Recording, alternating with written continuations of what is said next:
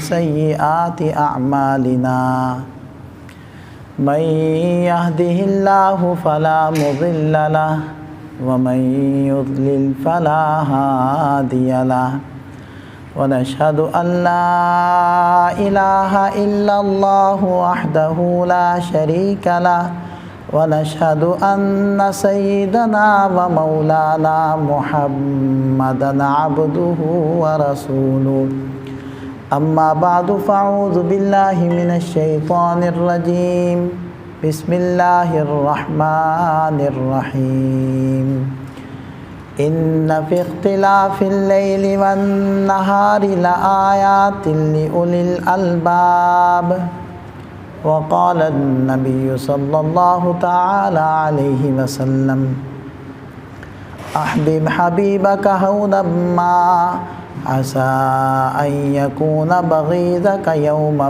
ما وأبغض بغيضك هونا ما عسى أن يكون حبيبك يوما ما صدق الله العظيم وصدق رسوله النبي الكريم ونحن على ذلك لمن الشاهدين والشاكرين والحمد لله رب العالمين اللهم صل على سيدنا ومولانا محمد وعلى آل سيدنا ومولانا محمد وبارك وسلم۔ انتہائی قابل احترام سامعین گرامی،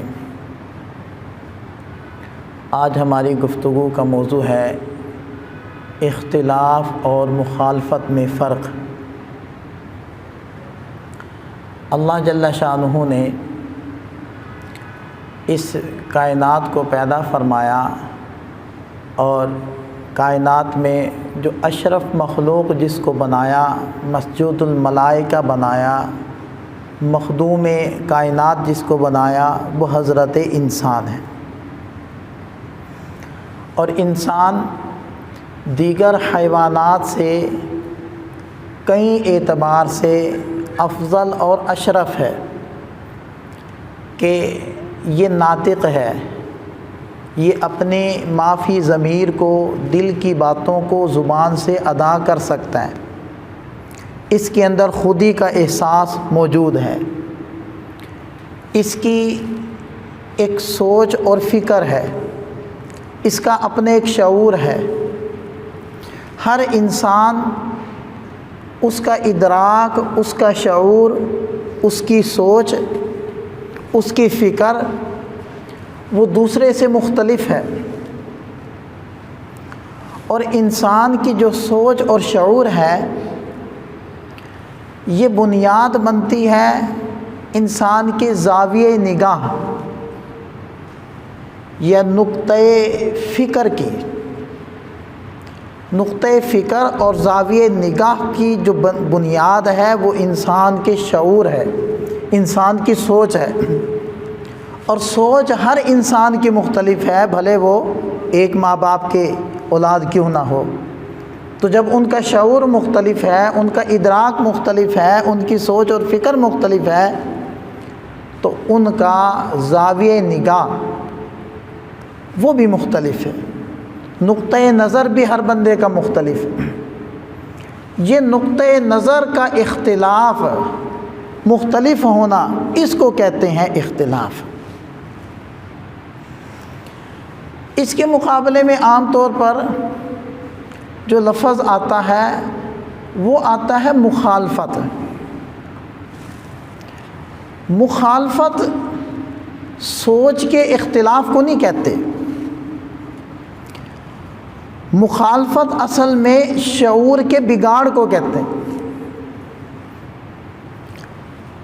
مخالفت اصل میں بشریت کے اندر ایک شر کا نام ہے، بشر میں شر ہے۔ مخالفت وہ تعصب اور عداوت و بغض اور معاملات کی انبن، اس کا نام ہے۔ تو مخالفت اختلاف سے بالکل یکسر مختلف ہے، یعنی مخالفت کا رخ ہی دوسری جانب ہے۔ بعد المشرقین ہے والمغربین، مغرب اور مشرق میں جتنا فرق ہے یا آسمان اور زمین کا جتنا فرق ہے اتنا فرق اختلاف اور مخالفت میں۔ ہم سے غلطی عام طور پر کیا ہوتی ہے کہ ہم ان کو مترادفین سمجھتے ہیں، ہم سمجھتے ہیں کہ شاید لفظ اختلاف اور مخالفت یہ ایک ہی چیز کے دو نام ہیں، لہذا ہم مخالفت کو اختلاف کہہ رہے ہوتے ہیں اور اختلاف کو مخالفت سمجھ رہے ہوتے ہیں، حالانکہ یہ دونوں چیزیں بالکل مختلف۔ تو ہماری جو ابتدائی گفتگو ہوگی گویا کہ جو تمہید ہے وہ اصل میں اس بات کے اوپر ہے کہ ہم پہلے یہ سمجھیں کہ اختلاف اور مخالفت دو مختلف چیزیں ہیں، یہ ایک نہیں ہے، یہ مترادفین نہیں ہے، یعنی ایک معنی دو لفظ اس کو مترادفین کہتے ہیں، یہ ایسا نہیں، یہ دو لفظ ہیں، دو مختلف معنی ہیں، دو مختلف جہتیں ہیں۔ ہم نے سب سے پہلے اس چیز کو سمجھنا۔ دیکھیں، اختلاف اس کائنات کا حسن ہے۔ اللہ کریم نے پھولوں کو پیدا کیا ہے تو ہر پھول کا رنگ مختلف، گلہائے رنگا رنگ سے ہے زینت چمن، گلہائے رنگا رنگ سے ہے زینت چمن، اے ذوق اس جہاں کو ہے زینت اختلاف سے۔ تو اختلاف تو اس کائنات کا حسن ہے، پھول مختلف ہیں، رنگ مختلف ہیں، ان کی خوشبوئیں مختلف ہیں، اور آپ اختلاف کی سے بڑی اور کیا مثال چاہیں گے کہ جس شاخ کے اوپر پھول ہے اسی شاخ پہ کانٹے بھی ہیں۔ کتنا بڑا ان دونوں میں اختلاف ہے کہ کانٹا تکلیف دیتا ہے اور پھول راحت دیتا ہے۔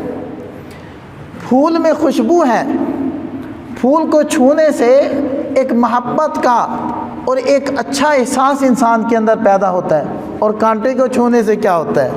ایک درد کا احساس پیدا ہوتا ہے۔ اگر آپ کسی کو کانٹا دیں تو یہ تو دشمنی کی علامت ہے، یہ تو محاوروں کے اندر دشمنی کے محاوروں میں موجود ہے کہ یہ میرے راستے میں کانٹے بھی چاہتا ہے، یہ میری نظر میں کانٹے کی طرح چبھتا ہے۔ اور پھول ایک محبت کی علامت، آپ کسی کو پھول پیش کریں تو اس کا دل محبت سے بھر جائے گا، وہ آپ کا شکریہ ادا کرے گا۔ تو یہ دونوں چیزیں ایک ڈالی اور ایک ٹہنی کے اوپر موجود، اور یہی اس کائنات کا حسن، یہی اس کی خوبصورتی۔ اگر سارے پھول ایک ہی رنگ کے ہوتے، دنیا کے اندر رنگ ہی ایک ہوتا اور کوئی رنگ ہی نہ ہوتا تو کائنات تو بلیک اینڈ وائٹ ہو جاتی۔ وائٹ اور بلیک یہ دو رنگ ہیں، اگر ساری کائنات میں یہ ہوتا تو بلیک اینڈ وائٹ ہو جاتا۔ یہ رنگوں سے تو خوبصورتی ہے۔ اگر ذائقہ ایک ہی ہوتا، سیب بھی اسی ذائقے کا، آم بھی اسی ذائقے کا، تو فرق کیسے ہوتا؟ دونوں کی اہمیت کیسے اجاگر ہوتی؟ اور لوگ سیب کھا کر آم کا انتظار کیسے کرتے؟ کیونکہ سیب کے اندر ہی آم کا ذائقہ موجود ہے، تو ان کو تو انتظار نہ ہوتی۔ تو یہ اختلاف ہی ہمارے اندر یہ حسن ہے۔ اب دیکھیں کہ ہم ایک سبزی نہیں کھا سکتے، ہم کہتے ہیں کہ جی ذائقہ بدلیں۔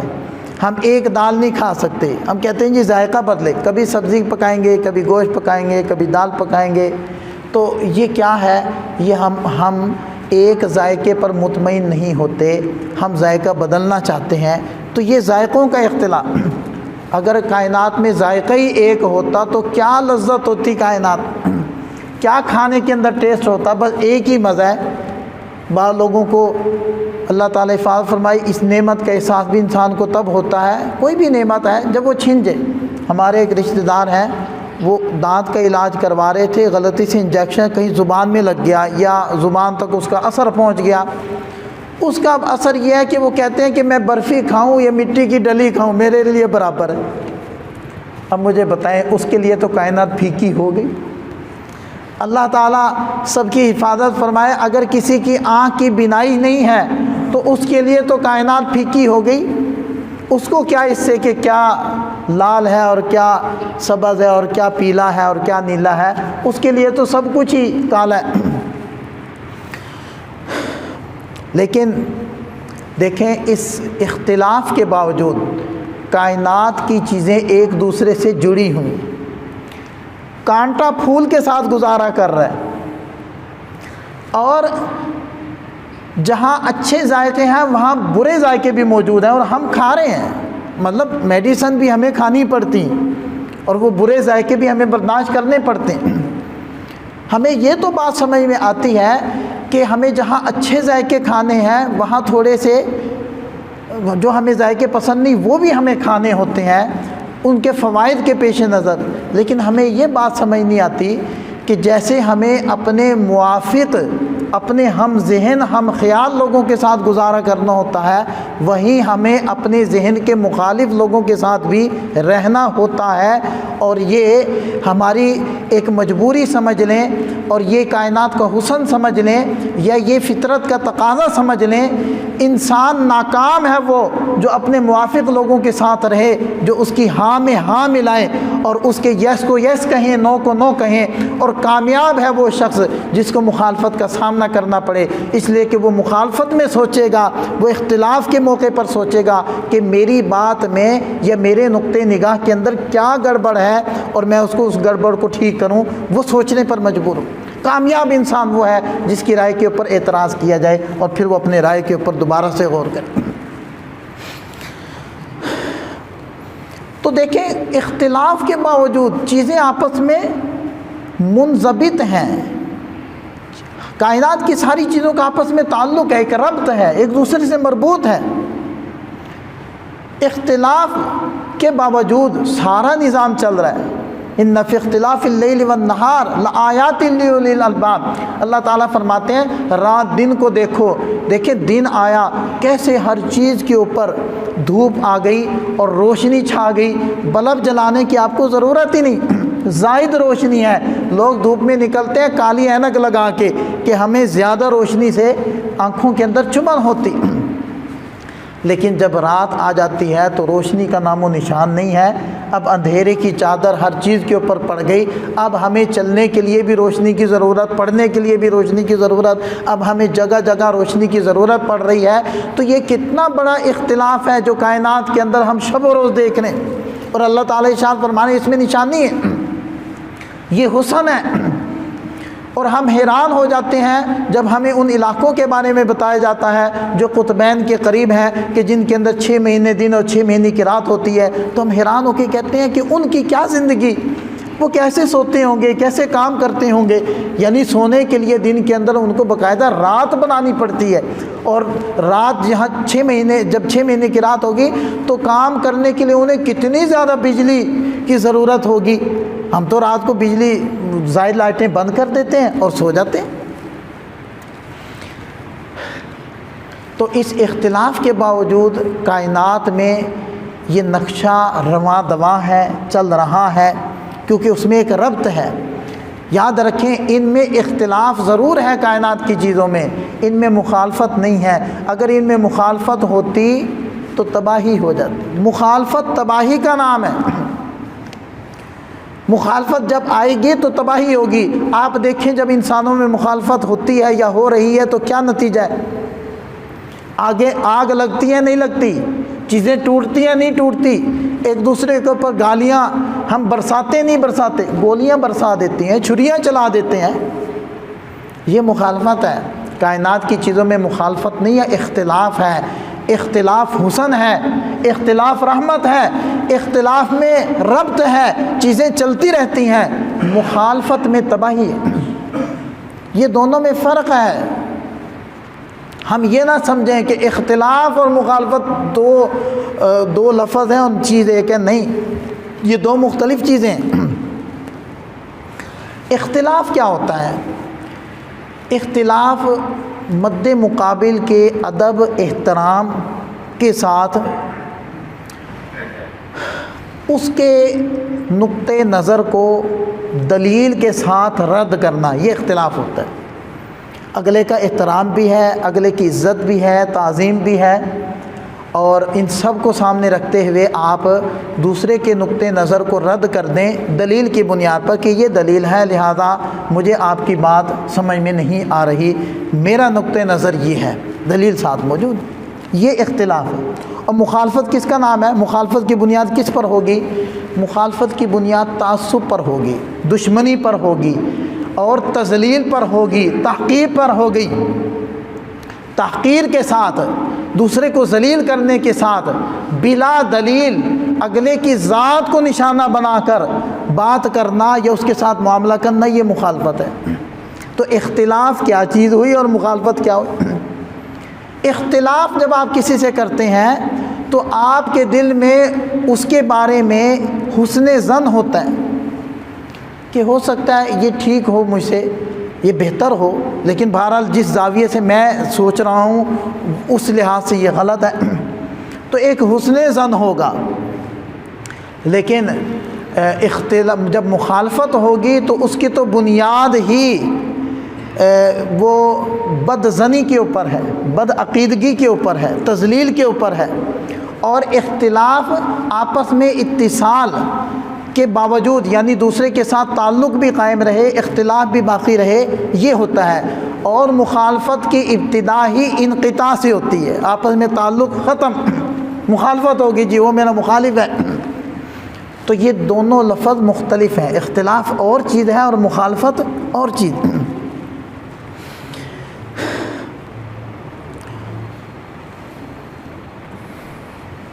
تو پتہ چلا کہ اختلاف میں آپ دوسرے کے نقطۂ نظر سے اختلاف کرتے ہیں، اور مخالفت میں آپ دوسرے کی ذات سے اختلاف کرتے ہیں۔ تو اختلاف ایک علمی نقطۂ نظر کا اختلاف ہوتا ہے، اور جو مخالفت ہوتی ہے وہ ذاتیات کی لڑائی ہوتی ہے، وہ آدمی ذاتیات کے اوپر جاتا ہے۔ اختلاف کا فائدہ ہے، اختلاف کی وجہ سے انسان کا جو علمی اور سیاسی جمود ہوتا ہے وہ ٹوٹتا ہے۔ جب ایک بات کو مختلف زاویے نگاہ سے سوچا اور دیکھا جاتا ہے تو سوچنے کی نئی راہیں کھلتی ہیں، سوچنے کی نئی راہیں کھلتی ہیں۔ اب یہ جو ٹیکنالوجی اتنی ترقی کر رہی ہے، انسان کہاں سے کہاں پہنچ گیا، یعنی زمین کی پستیوں سے اٹھ کر وہ آسمانوں کی بلندیوں پر چڑھ گیا، یہ سوچ کا اختلاف۔ اگر سب ایک طرح سوچتے تو اب تک وہیں ہوتے جہاں انسانیت شروع ہوئی تھی۔ تو جو اختلاف کی وجہ سے انسان کا علمی اور سیاسی جمود ٹوٹتا ہے، لیکن مخالفت کی وجہ سے انسان کی جو صلاحیتیں ہوتی ہیں وہ ٹوٹتی ہیں، صلاحیتیں مفقود ہوتی ہیں، صلاحیتوں کے اوپر زد پڑتی ہے، کیونکہ سوچنے کی جگہ کے اوپر جب تعصب آ جاتا ہے، دشمنی آ جاتی ہے، تو پھر سوچ نئی چیزیں نہیں نکالتی، پھر سوچ دوسرے سے بدلہ لینے، دوسرے کے اوپر ہرزہ سرائی کرنے، دوسرے کے اوپر کیچڑ اچھالنے، دوسرے کی ذات کو نشانہ بنانے کے بارے میں سوچتی ہے، کچھ نیا نہیں سوچتی۔ تو اختلاف تو انسانیت کی معراج ہے، اختلاف سے تو انسان ترقی کرتا ہے، اختلاف سے تو اس کے نقطۂ نظر میں وسعت پیدا ہوتی ہے، سوچ کے نئے دھارے کھلتے ہیں، سوچ کے نئے راستے اس کے سامنے آتے ہیں، نئی نئی چیزیں وجود میں آتی ہیں۔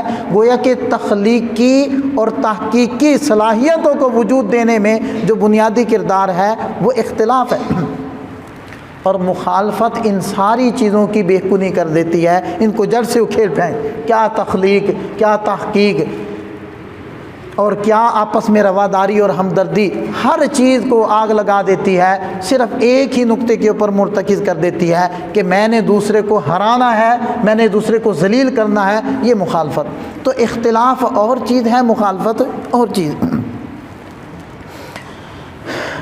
اختلاف آپ یوں سمجھیں کہ ایک منزل تک پہنچنے کے مختلف راستے، یہ اختلاف ہوتا ہے۔ فیصل آباد آپ نے جانا ہے تو یہ والا راستہ بھی ہے، چنیوٹ والے راستے سے آپ چلے جائیں، آپ موٹر وے سے چلے جائیں، آپ لاہور کسی کام سے گئے ہوں وہاں سے آپ آ جائیں، تو یہ راستوں کا اختلاف اور منزل کا ایک ہونا، یہ اختلاف ہے۔ اور مخالفت انسان کو زوال اور پستی کی طرف لے جانے والے راستوں کا نام، مخالفت پستی کی طرف لے جاتی ہے، اور اختلاف ایک ہی منزل کی طرف مختلف راستوں سے لے کر جاتا ہے۔ تو یہ اختلاف اور مخالفت میں فرق ہے بنیادی طور پر۔ تو ہماری اب تک کی جو گفتگو ہوئی وہ یہ ہوئی کہ اختلاف اور مخالفت میں فرق ہے۔ ہم سے جو بنیادی غلطی ہوتی ہے، ہم یہ سمجھتے ہیں کہ شاید دونوں ایک چیز ہیں۔ اب ہم آگے بڑھتے ہیں کہ انسانوں میں تو ایک اختلاف ہے ہی ہے بالکل. انسانوں میں سے جو افضل ہیں، سب سے افضل، وہ حضرات انبیاء کرام علیہم الصلوات و تسلیمات ہیں. تو کیا انبیاء کرام سب کا مزاج ایک تھا؟ سب کا مزاج ایک نہیں تھا. ہر نبی کا مزاج دوسرے سے مختلف تھا. قرآن کریم میں اس کی شہادت آپ کو ملے گی کہ حضرت موسیٰ علیہ السلام جب انہوں نے قوم کی مخالفت دیکھی، قوم کا انکار دیکھا، تو انہوں نے اپنے رب سے کہا ربنا اطمس علی اموالہم واشدد علی قلوبہم، اے اللہ ان کے اموال کو تباہ و برباد کر دے، ان کے دلوں پر مہر لگا دے، ان میں سے ایک کو بھی جیتا نہ چھوڑ. حضرت نوح علیہ السلام کی جب مخالفت ہوئی، یقیناً برداشت بھی کیا ہوگا، لیکن مخالفت ہوئی جب، تو حضرت نوح علیہ السلام نے آخر کار پریشان ہو کر رب لا تذر علی الارض من الکافرین دیارا، اے اللہ اس زمین پر کسی ایک کافر کا گھر بھی باقی نہ چھوڑ، برباد کر دے. طوفان نوح آیا، ہر چیز برباد ہو. حضرت محمد صلی اللہ علیہ وسلم جتنی مخالفت آپ علیہ السلام کو سہنا پڑی، جتنی حوصلہ شکنی اللہ کے نبی صلی اللہ علیہ وسلم کی گئی، جتنی جسمانی اور ذہنی تکلیف آپ صلی اللہ علیہ وسلم کو دی گئی، کسی کو نہیں دی گئی. لیکن آپ دیکھیں نبی پاک صلی اللہ علیہ وسلم کا مزاج دیکھیں کہ جب قوم نے میدان جنگ کے اندر، احد کے میدان میں اللہ کے نبی صلی اللہ علیہ وسلم پر حملہ کیا، دانت مبارک شہید ہو گئے، سر میں گہرا زخم آ گیا اور آپ علیہ السلام گڑھے میں گر گئے اور وقتی طور پر بے ہوشی بھی طاری ہو گئی. جب آپ علیہ السلام وہاں سے اٹھے نکلے، اپنے چہرے مبارک کو خون سے صاف کر رہے تھے، خون صاف کر رہے تھے، اور زبان اطہر پر یہ تھا اللہم اہدی قومی فانہم لا یعلمون، اے اللہ میری قوم کو ہدایت دے دے، ان کو تباہ نہ کرنا، یہ نہیں جانتے کہ میں ان کا کتنا بڑا محسن اور ہمدرد ہوں اور کتنا خیر خواہ ہوں، یہ مجھے جان نہیں پا رہے، لہذا ان کو برباد نہ کرنا، ان کو ہدایت عطا. یہ دیکھیں مزاج کا اختلاف ہے. ہم آگے چلتے ہیں، آپ کو حضرات صحابہ کرام کے مزاج میں اختلاف ملے گا کہ جب اساری بدر تھے، بدر کے قیدی تھے، حضرت صدیق اکبر رضی اللہ عنہ کی رائے تھی چھوڑنے کی فدیہ لے کر، حضرت عمر فاروق رضی اللہ عنہ کی رائے تھی ان کو قتل کرنے کی. تو یہ ایک بڑا اختلاف جس کا قرآن کریم میں تذکرہ آیا ہے. پھر آپ آگے بڑھیں، اللہ کے نبی صلی اللہ علیہ وسلم نے حضرات صحابہ کرام کی ایک جماعت بھیجی بنو قریظہ کی طرف، اور ارشاد فرمایا کہ تم لوگ وہاں پہنچ کر، بنو قریظہ میں پہنچ کر عصر کی نماز ادا کرو گے. تو جب آدھا راستہ ہی طے کیا تھا، ابھی پہنچے نہیں تھے منزل تک، کہ عصر کا وقت آ گیا. اب مجھے تھوڑا شک ہے کہ عصر کی نماز تھی یا مغرب کی نماز تھی، بہرحال ان دونوں میں سے کوئی ایک نماز. اب جب نماز کا وقت آ گیا، اب کچھ حضرات کہنے لگے کہ ہمیں ابھی یہاں رک کر نماز ادا کر لینی چاہیے، ورنہ نماز قضا ہو جائے گی. کیونکہ نبی پاک صلی اللہ علیہ وسلم نے یہ جو ارشاد فرمایا تھا کہ بنو قریظہ میں پہنچ کر تم لوگ یہ نماز ادا کرو گے، تو شاید آپ علیہ السلام کا منشا یہ تھا کہ اس وقت تک تم وہاں پہنچ جاؤ گے، اور ہم پہنچ نہیں پائے، تو اب ہمیں یہاں نماز ادا کر لینی چاہیے تاکہ قضا نہ ہو. لیکن دوسرے کوئی صحابہ تھے، انہوں نے کہا کہ نہیں، اللہ کے نبی صلی اللہ علیہ وسلم نے فرمایا تھا کہ تم نے نماز وہاں پڑھنی ہے، تو بھلے قضا ہو ادا ہو، ہم تو نماز وہیں پہنچ کر پڑھیں گے. تو کچھ حضرات نے نماز وہاں راستے میں پڑھ لی، کچھ نے پہنچ کر پڑھ لی. تو اللہ کے نبی صلی اللہ علیہ وسلم نے فرمایا جنہوں نے قضا پڑھی، جنہوں نے ادا پڑھی، دونوں نے ٹھیک کیا، دونوں نے ٹھیک کی. یہ تھا نقطۂ نظر کا اختلاف، اس کو کہتے ہیں اختلاف. تو وہ حضرات اختلاف کرتے تھے، مخالفت نہیں کرتے تھے. اختلاف اور چیز ہوتی ہے، مخالفت اور چیز. علم اختلاف، اللہ کے نبی صلی اللہ علیہ وسلم نے فرمایا میری امت کے لیے رحمت ہے. ہم اختلاف نہیں کرتے، ہم مخالفت کرتے ہیں جس کی قطعاً اجازت نہیں. اب دیکھیں یہی اختلاف تھا کہ حضرت عبداللہ ابن مسعود رضی اللہ عنہ جلیل القدر صحابی ہیں، نبی پاک صلی اللہ علیہ وسلم کے ساتھ 21 سال رہے ہیں۔ صاحب السواکی والنعل، آپ کا لقب تھا مسواک والے، جوتے والے۔ حضرت عبداللہ ابن مسعود رضی اللہ عنہ اللہ کے نبی صلی اللہ علیہ وسلم کے ساتھ 21 سال رہ کر قرآن بھی سیکھا اور فقہ کو بھی سیکھا، آپ علیہ السلام کے فرامین کو یاد رکھا۔ اللہ کے نبی صلی اللہ علیہ وسلم نے فرمایا، جو شخص یہ چاہے کہ قرآن کو ویسے پڑھے جیسے کہ مجھ پر اترا ہے، وہ ابن مسعود کی طرح قرآن کو پڑھے۔ ابن مسعود سے سیکھے وہ قرآن پڑھنا۔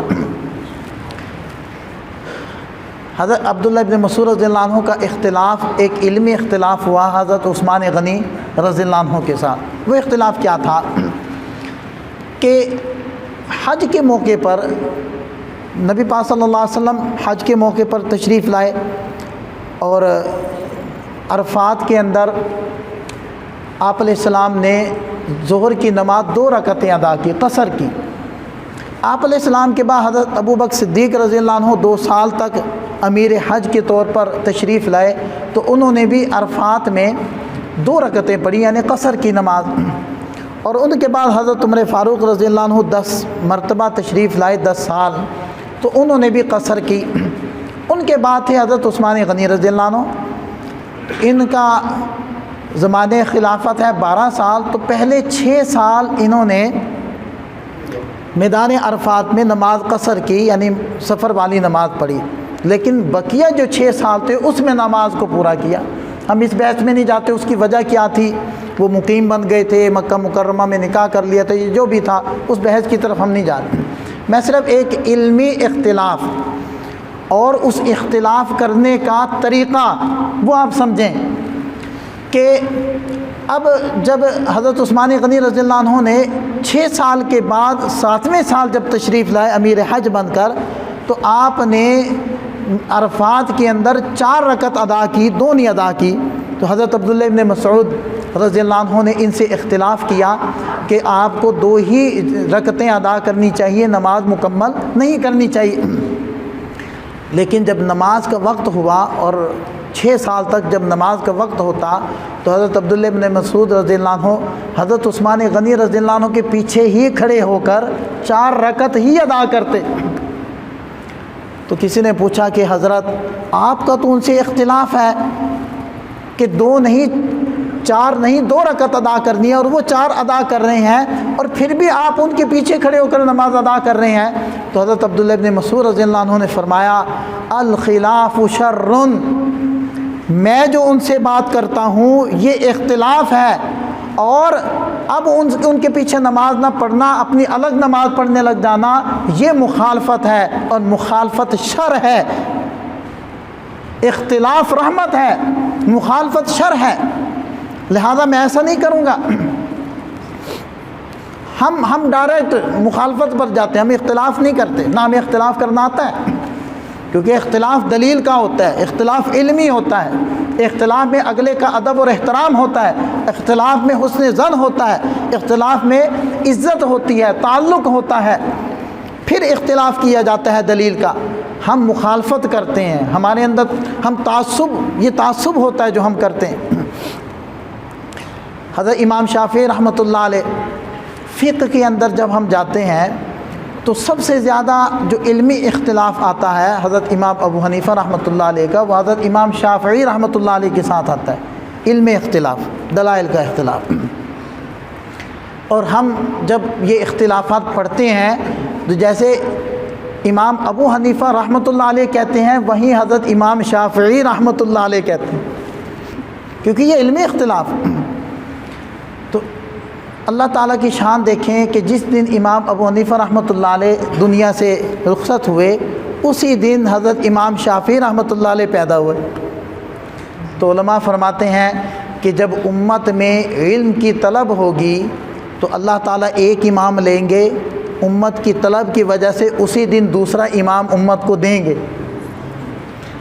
اور قرب قیامت کی علامات میں سے ایک یہ بھی ہے کہ علماء جائیں گے لیکن ان کی خالی جگہ کوئی پر کرنے والا نہیں ہو، کیونکہ امت میں طلب نہیں رہی۔ تو حضرت امام شافعی رحمۃ اللہ علیہ ایک مرتبہ حضرت امام ابو حنیفہ رحمۃ اللہ علیہ کی قبر پر گئے تو وہاں جو مسجد تھی وہاں نماز ادا کی، تو وہاں انہوں نے فقہ حنفی کے مطابق نماز ادا کی۔ تو جو ان کے مریدین تھے، ان کے متبعین تھے، انہوں نے کہا کہ حضرت یہ کیا، آپ کا تو ان سے علمی اختلاف ہے اور آپ یہاں آ کر ان کے فقہ کے مطابق، ان کے زاویہ نگاہ کے مطابق آپ نماز ادا کر رہے ہیں۔ تو فرمانے لگے کہ میں یہاں آیا ہوں تو اور چونکہ یہ جو اختلافات ہیں ائمہ کے، وہ بھی اکثر اختلاف اولا خلاف اولا کے، وہ فرمانے لگے کہ مجھے یہاں آ کر شرم آئی کہ میں اتنے بڑے امام کی قبر کی زیارت کے لیے آیا ہوا ہوں اور ان کے ساتھ اب نماز میں یہاں ادا کروں تو اسی علمی نقطہ نظر کی مخالفت کے ساتھ نماز ادا کروں تو میرے جی نے گوارا نہیں کیا، اس وجہ سے میں نے ان کے نقطہ نظر کے مطابق یہاں نماز ادا کی۔ تو دیکھیں ان میں اختلاف تھا، مخالفت نہیں تھی۔ اور حضرت مولانا حسین احمد مدنی رحمۃ اللہ علیہ اور حضرت مفتی شفیع صاحب رحمۃ اللہ علیہ، دو علمی شخصیات گزری ہیں، تو ان حضرات کا آپس میں ایک علمی اختلاف تھا۔ حضرت مدنی رحمۃ اللہ علیہ جو موزے پہنتے تھے تو وہ کہتے تھے کہ ان موزوں پر مسح درست ہے۔ حضرت مفتی شفیع صاحب رحمۃ اللہ علیہ وہ کہتے تھے کہ نہیں، ان موزوں پر مسح درست نہیں ہے، یہ ان کا علمی اختلاف۔ تو ایک مرتبہ ان حضرات کا آپس میں علمی مناقشہ، علمی مناظرہ ہوا۔ مناظرہ کسے کہتے ہیں؟ مناظرہ نظر سے ہے، نظر سوچنے کو کہتے ہیں، دیکھنے کو اردو میں نظر دیکھنے کو کہتے ہیں، عربی میں نظر و فکر یہ سوچنے کے معنی میں ہوتا ہے۔ تو مناظرہ نظر سے نکلتا ہے جس کا معنی ہوتا ہے سوچ فکر، اس کو کام میں لانا، ایک دوسرے کی سوچ کو، ایک دوسرے کے زاویہ نگاہ کو ڈسکس کرنا اور تبادلہ خیال کرنا تاکہ دوسرے کو بھی سوچنے کا موقع ملے کہ اچھا یہ کیسے سوچ رہا ہے۔ ہمارے یہاں مناظرہ کے کیا مطلب ہے؟ لڑائی جھگڑا، دنگا فساد، مکے گھسونے، تھپڑ، گالیاں، بازو چڑھانا، آنکھوں میں آنکھیں ڈالنا اور چہرے کو لال کرنا، ہمارے یہاں مناظرے کا یہ مطلب۔ تو مناظرہ ان حضرات کا ہوا، علمی گفتگو ہوئی، دلائل کا تبادلہ ہوا۔ تو اسی اثناء میں عشاء کی نماز کا وقت ہو گیا، تو عشاء کی نماز پڑھنے کے لیے جانے لگے۔ تو عام طور پر یہی ہوتا ہے کہ جو بڑے ہیں علمی اعتبار سے، عمر کے اعتبار سے، تقوی کے اعتبار سے، ان کو امام بنایا جائے۔ تو حضرت مدنی رحمۃ اللہ علیہ یہ بڑے تھے، تو ان سے عرض کیا حضرت مفتی شفیع صاحب نے کہ حضرت آپ نماز پڑھیں۔ تو وہ کہنے لگے کہ ہمارا اور آپ کا ایک علمی اختلاف ہو گیا اور اس اختلاف کی وجہ سے آپ کے زاویہ نگاہ کے مطابق آپ کے پیچھے میری نماز ہو جائے گی، لیکن آپ کے زاویہ نگاہ کے مطابق جو ہے میرے پیچھے آپ کی نماز نہیں ہوگی، لہذا نماز آپ پڑھائیں، ہم آپ کے پیچھے پڑھیں گے، ہم آپ کے پیچھے نماز ادا کریں۔ تو جن حضرات کا ابھی تھوڑی دیر پہلے علمی مناظرہ ہو رہا ہے وہ نماز کے لیے ایک دوسرے کو ترجیح دیں، یہ ہے اختلاف۔ ہم اختلاف نہیں کرتے، ہم مخالفت کرتے ہیں۔ تو قرآن نے ہمیں طریقہ بتایا کہ آپ اختلاف کریں، لیکن باللتی ہی احسن، آپ اختلاف کریں احسن طریقے سے۔ آپ علمی اختلاف کریں دلیل کے بنیاد پر، آپ علمی اختلاف کریں دوسرے کی عزت کو سامنے رکھتے ہوئے، تعظیم کو بجا لاتے ہوئے، آداب گفتگو کو سمجھتے ہوئے، دائرے کے اندر رہتے ہوئے۔ جب اختلاف دائرے کے اندر ہوگا تو وہ علمی اختلاف بنے گا اور محبت کا ذریعہ بنے گا۔ جب علمی اختلاف بھی اپنے دائروں سے نکلے گا پھر وہ مخالفت بن جائے گی۔ تو گویا کہ مخالفت اختلاف کی شدت کا نام ہے، اور جب مخالفت کے اندر بھی اعتدال آ جائے گا تو اس کو اختلاف کہیں۔ تو ہمیں سب سے پہلے تو یہ سمجھنا ہوگا کہ اختلاف کسے کہتے ہیں اور مخالفت کسے کہتے ہیں۔ دوسرے نمبر پر ہمیں اپنے اندر حوصلہ پیدا کرنا ہوگا کہ ہم دوسرے کے نقطہ نظر کو بھی سنیں۔ آج ایک بڑا مسئلہ ہمارے اندر چل پڑا ہے کہ اختلاف کی وجہ سے ہمارے اندر مخالفت پیدا ہو گئی، اور وہ مخالفت اتنی شدت پکڑ گئی ہے کہ لوگ اپنے بھائیوں کو قتل کر رہے ہیں، اپنے بھائیوں کو قتل کر۔ ابھی پچھلے دنوں خبر آئی کہ ایک نوجوان نے اپنے دوست کو قتل کر دیا اس بنا پر کہ تو نے میرے سیاسی لیڈر کو گالی دی، اور وہ پھر ڈھٹائی سے کہنے لگا جو میرے سیاسی لیڈر کو گالی دے گا میں اس کو قتل کر دوں۔ بھائی کیا ہو گیا؟ وہ سیاسی لیڈر تو تمہیں بلانے کے لیے، تم سے مصافحہ کرنے کے لیے تیار نہیں ہے، اور جو تمہارا بھائی، جو تمہارا دوست، رشتہ دار، جس کے گھر میں تم چائے بیٹھ کر پی رہے ہو، جس کو اپنے گھر بلا رہے ہو، جس سے تمہارا تعلق ہے، رشتہ داری ہے، جس سے محبت ہے، تم اس کا گلا کاٹ رہے ہو کس کے پیچھے؟ بھئی اختلاف کرو، آپ کو کون روکتا ہے؟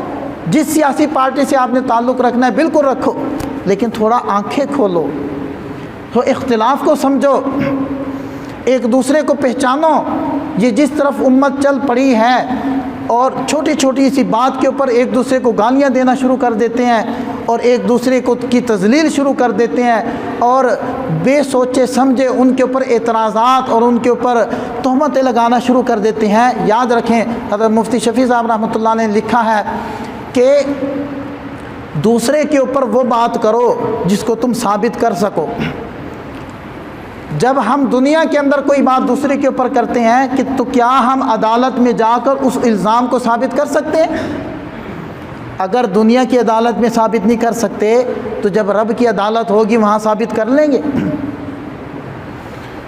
وَمَا يَلْفِظُ مِنْ قَوْلٍ إِلَّا لَدَيْهِ رَقِيبٌ عَتِيدٌ، اللہ تعالیٰ فرماتے ہیں تم جو بولتے ہو ہمارے ایک ہوشیار فرشتہ تمہارے پاس موجود ہے جو تمہاری بات کو فوراً لکھتا ہے۔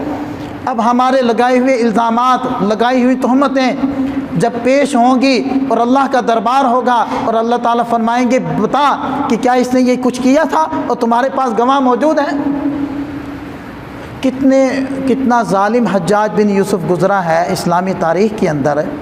جب ایک محفل میں حضرت عبداللہ ابن مسعود رضی اللہ عنہ بھی بیٹھے تھے اور ایک صاحب نے اس کی اوپر بات کرنا شروع کی اور کوئی ایسا الزام لگانا شروع کیا جس کے ساتھ وہ مشہور نہیں تھا، تو حضرت عبداللہ ابن مسعود رضی اللہ عنہ نے اس کو ڈانٹا اور فرمانے لگے کل قیامت کے دن جہاں اللہ تعالیٰ اس سے، حجاج سے، ان کے مظالم کا بدلہ لے گا وہاں تیری اس تہمت کے بارے میں بھی پوچھے گا، وہاں تیری اس تہمت کا بدلہ بھی حجاج کو دلوائے گا۔ جب اتنے بڑے ظالم کے اوپر کوئی تہمت لگانا اس کی صحابی نے اجازت نہیں دی، تو آج کل جو ہو رہا ہے یہ ٹھیک ہو رہا ہے؟ اس لیے بھائی اختلاف کریں۔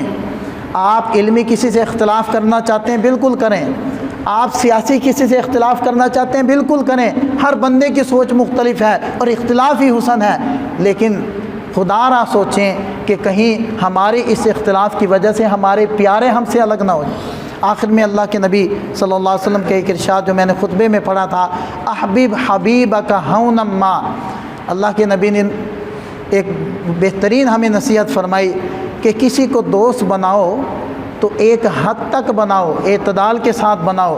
عسیٰ ان یکون بغیضک ہونا ما، ہو سکتا ہے کل تیرا دشمن بن جائے اور تیرے اندر کے راز اس کو معلوم ہو، پھر اس سے بڑا بھیتی بھی کوئی نہیں ہوگا اور اس سے بڑھ کر دشمنی بھی کوئی نہیں کر سکے گا۔ اور فرمایا ابغض بغیضک ہونا ما، کسی سے مخالفت کرو وہ بھی اعتدال کے ساتھ کرو، دشمنی کرو تو اعتدال کے ساتھ کرو۔ عسیٰ ان یکون حبیبک یوما ما، ہو سکتا ہے کسی دن وہ تمہارا دوست بن جائے، اتنی کی مخالفت کرو اس کی، اتنی اس کے ساتھ دشمنی کرو کہ کل تم اس کے سامنے آنکھ اٹھا سکو، کل اس سے بات کر سکو، کل اس کے ساتھ بیٹھ سکو۔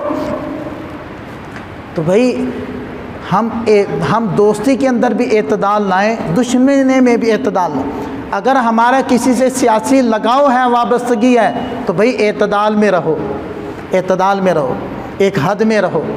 اور اگر ہمارے کسی سے سیاسی اختلاف ہے، اعتدال میں رہیں، اختلاف کو بھی اعتدال میں رکھیں اور وابستگی کو بھی اعتدال میں رکھیں، اعتدال سے آگے نہ لے کر جائیں۔ آپ دیکھتے نہیں ہیں، یعنی سب کے سامنے حالات ہیں کہ پہلی جو حکومتیں تھیں وہ جو کہتی تھی، یعنی حزب اختلاف کو جو کچھ کہتی تھی، اب وہی حزب اختلاف وہی کچھ کہہ رہی ہے دوسری پارٹیوں کو۔ یعنی ہمیں یہ باتیں سمجھ میں نہیں آتی۔ آپ جس بھی پارٹی کے ہیں آپ اعتدال میں رہیں، یعنی لوگ آپس میں اس بات کو برداشت کرنے کے لیے تیار نہیں ہے کہ تیرا اس سے کیوں تعلق ہے، میں اس چیز کو برداشت نہیں کرتا۔ تو اس لیے اختلاف بالکل کریں، مخالفت نہ کریں، حد سے نہ نکلیں، دشمنی میں بھی اعتدال پیدا کریں اور دوستی میں بھی اعتدال پیدا کریں۔ اللہ تعالی ہمیں سمجھ عطا فرمائے، عمل کی توفیق عطا فرمائے۔ وآخر دعوانا الحمدللہ۔